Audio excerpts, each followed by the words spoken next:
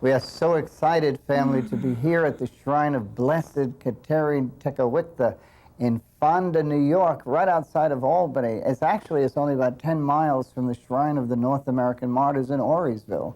We're here with Father Jim Plefkin, who is the custodian of the shrine here. Oh, what a blessing.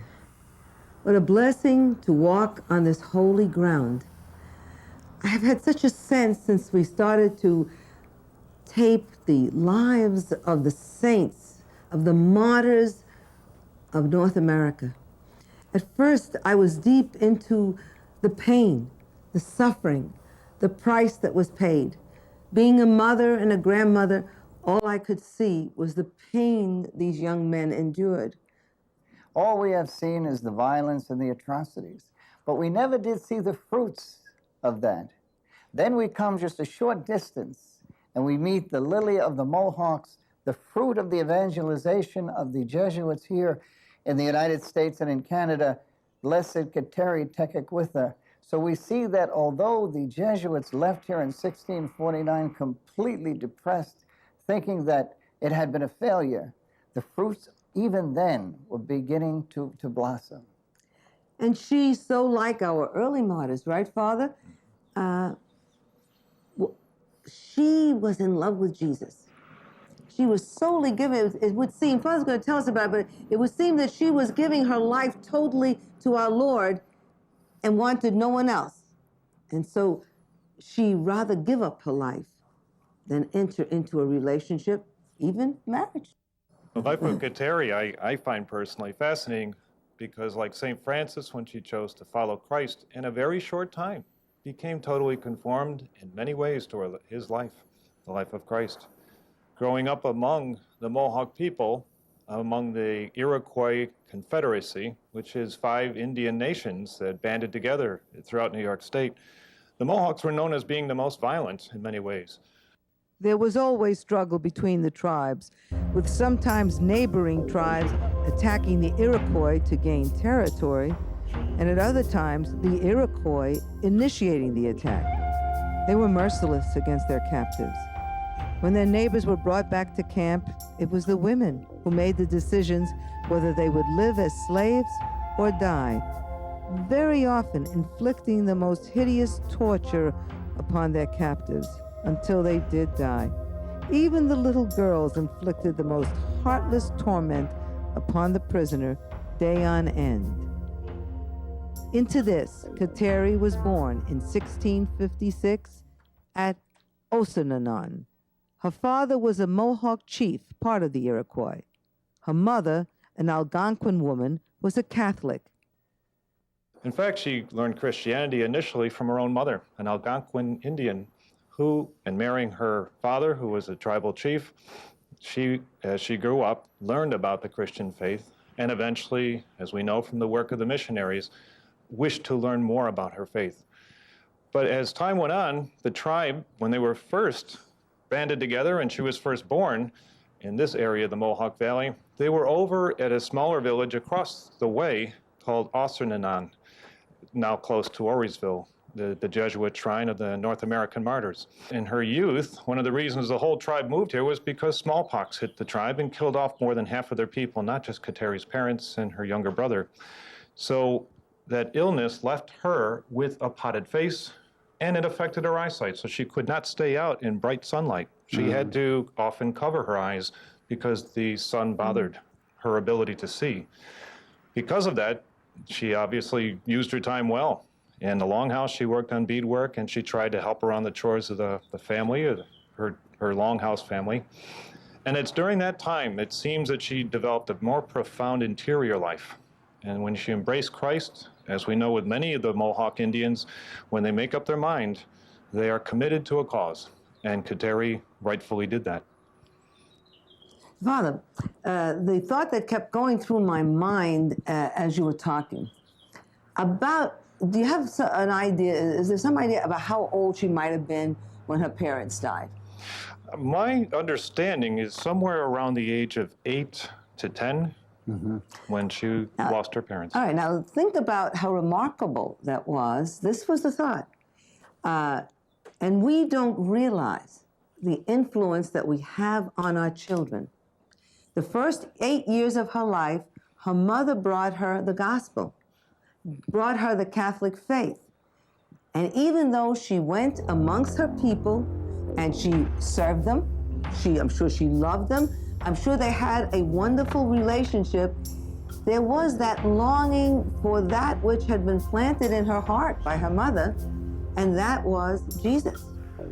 So although her relatives had a belief in a greater spirit, and that may be another name that they gave to God, she wanted more. The call of God in Kateri's heart became so strong, and her striving for virtue, despite her family's disagreement with her. In fact, her aunts seemed to have given her quite a hard time while living here on this property. It was during that time that she greatly interiorized her life and apparently completely turned it over to Christ, and which makes it a very striking story, given the fact her culture at that time gave no support to it. And in Kateri's case, she would pull back a bit. Her illness gave her the opportunity for space and time, but she was very generous in offering her efforts when they were gathering crops from the field or when they were preparing the meats for storage for wintertime and smoking. She cooperated as much as she could. And yet, as family members can sometimes do, they have hopes for their children, desires for their future, and they try to affect things around them so as to have them live out the life they're hoping for. And it seems to be more of a conflict in that area. That Kateri was not as willing to just simply go along with their desires. It was rather she was discerning this inner call of God and choosing to give her life totally to Christ. And in that inner choice, not that she was always conscious of it, but as she did become aware of it, she made it a point to devote her time, attention, whole prayer life, her whole life, in fact, to God. I noticed up on the beam here that it says Kateri refuses forced marriage. Could you tell us a little bit about that? We know that in 1676, one of her aunts had made an arrangement secretly behind her back to have another warrior come and marry her. And he came, and one of the ceremonial offerings to indicate her interest in him was for her to cook a meal and then offer it to him. And by his accepting it and then giving her a gift in return, it would have been a proposal of marriage. And in the course of the meal, she suddenly put two and two together. And what we try to depict in one of these murals is her not being aware of this marriage proposal taking place during this ceremonial dinner. Suddenly becoming aware of it, she simply stood up and left the room. When the Jesuits came into her midst, Kateri gravitated toward them and their teaching. She was isolated from the other natives, but she was complete with her Lord, who she was mystically embracing. She began to take on the cross. When Father Lambertville came into the village, Kateri told him of her desire to become a Catholic. Hoping this would bring her out of her solitude, she received permission from her uncle to receive instructions in the faith. But he cautioned her to be careful. He was afraid of the reaction from the rest of the tribe because of her position as his adopted daughter. The day of her baptism finally arrived. All of the Mohawk village turned out to see the chief's adopted daughter accepting the religion of the Black Robes on Easter Sunday. This could be a giant step for the Black Robes. Father named Kateri after Catherine of Siena, the great mystic. Little did he know how prophetic that would be. Kateri was 20 years old. After her baptism, she became more and more contemplative and consequently more removed from the other young people.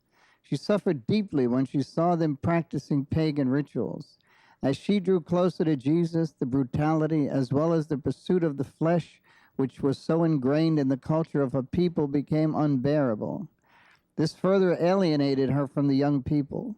They responded with anger and cruelty, completely intolerant of her lifestyle, and now to the point of possibly posing a danger to her. One of the things that infuriated the older as well as the younger members of the tribe was her always fingering and saying the rosary. Even her relatives told her to put it away. As she got closer to Jesus, she grew closer to his mother. She was no longer called Tekakwitha, but mockingly the Christian. A young warrior attacked her, threatening to kill her if she did not stop her Christian ways. Father Lambertville started to see the danger this posed for Kateri. Rumor had been among all the different tribes that they would not be accepted among the Onondagas, the Senecas, many of them. So they gathered and set down a village life outside of the city of Montreal. They were known in those days as the group of the Praying Indians. They were all Christians and very warm and welcoming. One of the tribal chiefs who became a Christian and joined that group was so moved by the experience of being there, and he had heard rumor of Kateri's experience here at our shrine, that he came down in secret with two braves in order to help her to get away so that she would have the freedom to express openly her love for Christ and to live it around those who would support her completely. And hence, one night... So she left, just her and the two, the Indian and the brave left for Canada. The uncle was furious. Fearing Kateri had been kidnapped, he loaded his gun and took out after the braves who had assisted Kateri's escape. When he approached, he found the brave casually smoking. He never saw Kateri, who was safely hidden in a tree trunk. Kateri's move to the praying village did not deliver her from the persistent nagging of well-meaning family insisting she marry. She went to Father Cholanek, who assured her she was free to choose a life of aversion and that the mission would defend her right. Kateri had learned about the saints from the black robes. She wanted to be close to Jesus as his spouse, as the saints had before her. Kateri went to Father and told him that she desired to be the Lord's bride on earth for the short time she had left. Father granted her wish. On March the 25th, 1679, Kateri Tekakwitha became the first Native American to consecrate herself, her virginity, her purity, her very soul to Jesus. Kateri began to show the signs of the great mystics before her. She could be spotted by her family and other members of the tribe praying, motionless, lost to everything and everyone around her. The natives noticed the change that came about her.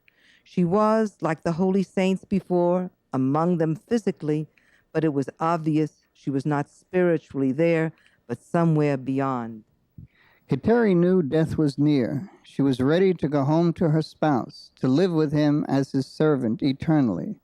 The Indians began visiting her, asking for guidance and counsel. Her body, weakened by the great mortification she had inflicted upon herself, was racked with pain. The priests brought her the viaticum, or as we say today, they bestowed on her the sacrament of the healing of the sick. Kateri asked to be dressed in the finest clothes, as at last she would receive her spouse in Holy Communion. She had longed for this moment, as Saint Therese the Little Flower said, for that first kiss from Jesus. After she received her first Holy Communion, the members of the mission filed in, taking turns, keeping vigil with her, their dying sister, who they never quite understood, but got to love. When they laid Kateri's still body on the pallet, no longer was there a face pockmarked by smallpox, a body twisted and darkened by pain. Instead, her skin lightened. It became clear, without scars. She was not only serene, she was beautiful. Two Frenchmen who had known Kateri came and inquired who was the beautiful maiden who was asleep on the pallet. When Father Cholanek informed them that it was Kateri, they knelt beside her and wept.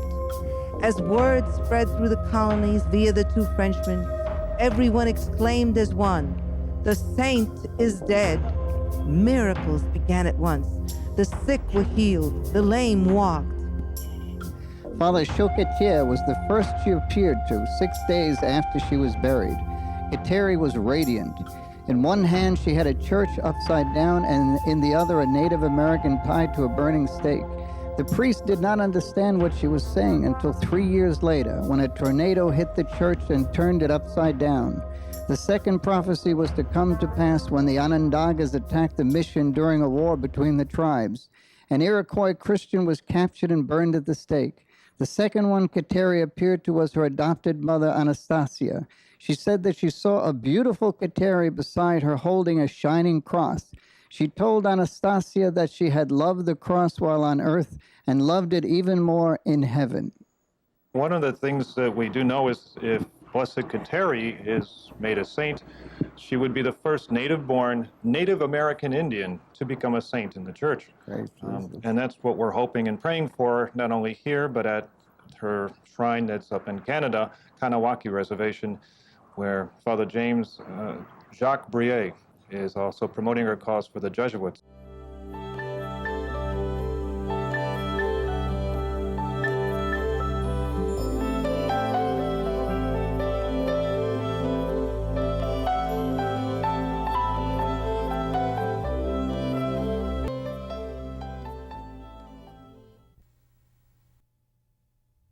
Hello, family, and welcome. We are so excited.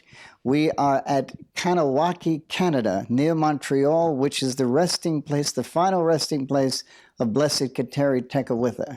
And with us here is Father Jacques Brier, who is the vice postulator for the cause of canonization of Kateri Tekakwitha.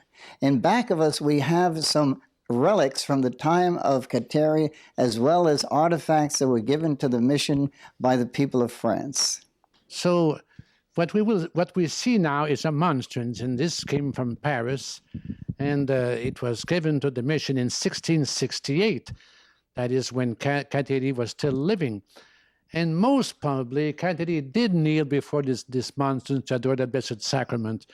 Father, is it not true that they had in the little mission where Kateri, you say, settled, that they had Mass twice a day?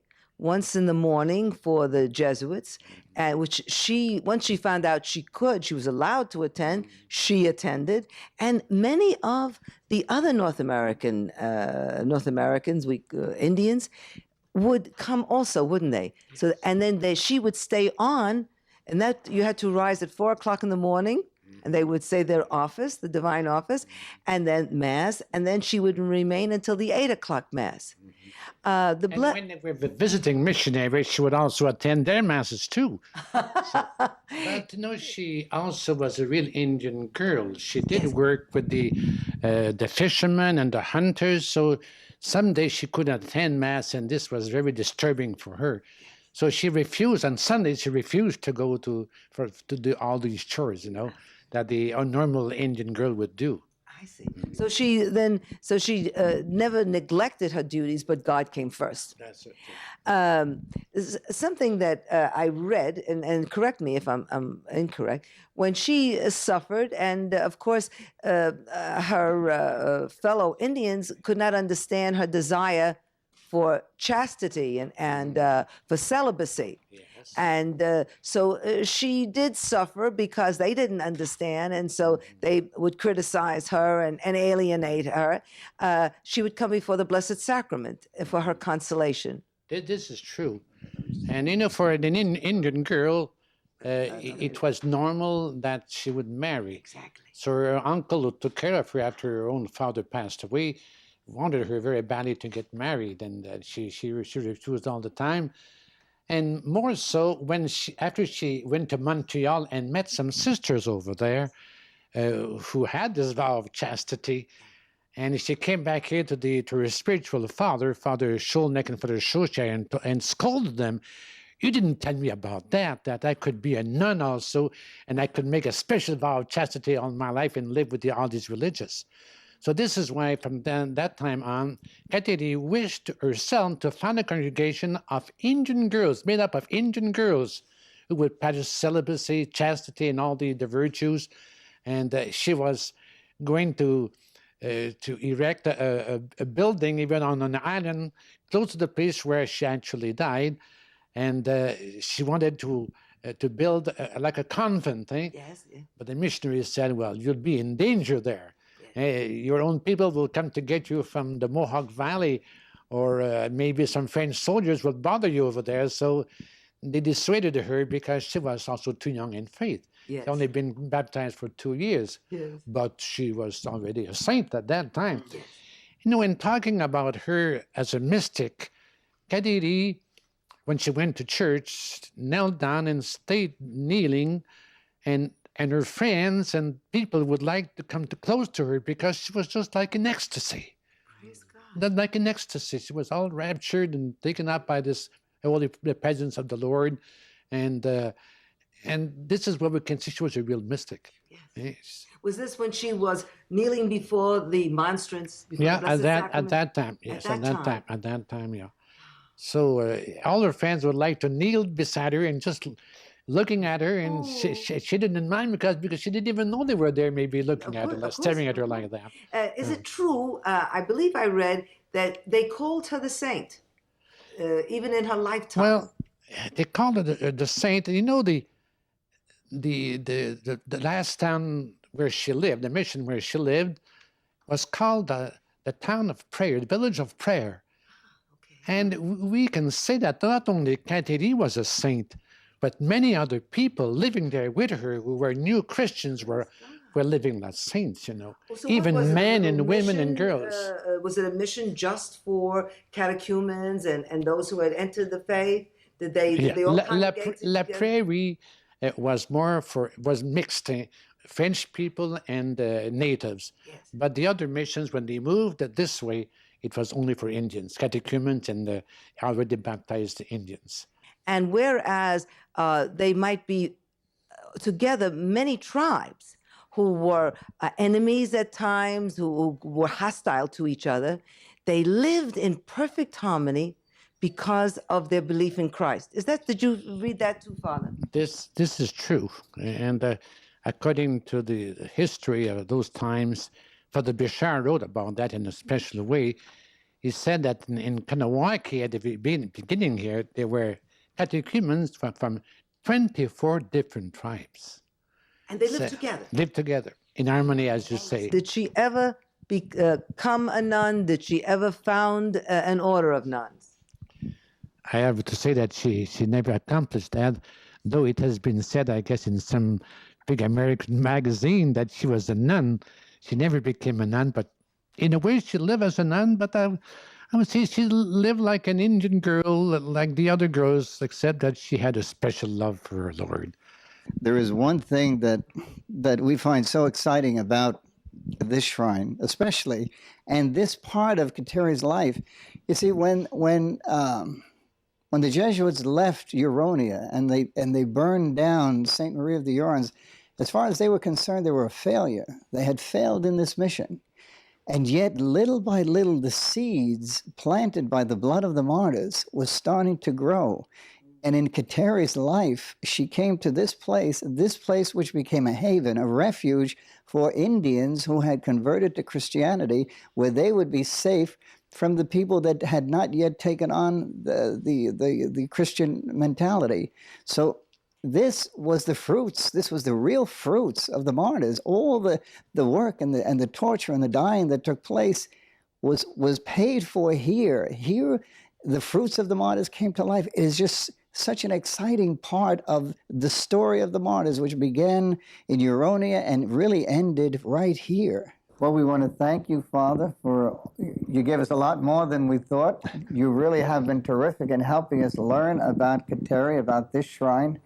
And we're looking forward to having our people see the video here and come and visit here near Albany in New York State, one of the most powerful shrines of a Native American, one of us, who is beatified near the shrine of the North American martyrs, those Jesuits who gave their lives for the evangelization of this country and for the civilization of this country. And so we really recommend that you come on down, come on up, wherever it is for you. Come and visit these shrines here in the United States. They are just absolutely beautiful. Amen. Well, family, we have so much to learn, don't we? We can spend the rest of our life. A priest answered a woman who said, "My child is 3 years old. Is it too early to start teaching her about the faith?" He said, "You're 3 years too late." And so we have a lifetime of learning. And this is a place where you have to be here. You feel her, and you feel all those who went before us. It's so wonderful to be with Father Jim today. Thank you. Because he does represent our priesthood, the selfless men who every day say yes to God and bring us Jesus, because we are very much like our Native American brothers and sisters of the 17th century. We need to hear anew and to see anew through their example that Jesus Christ is alive and he loves us.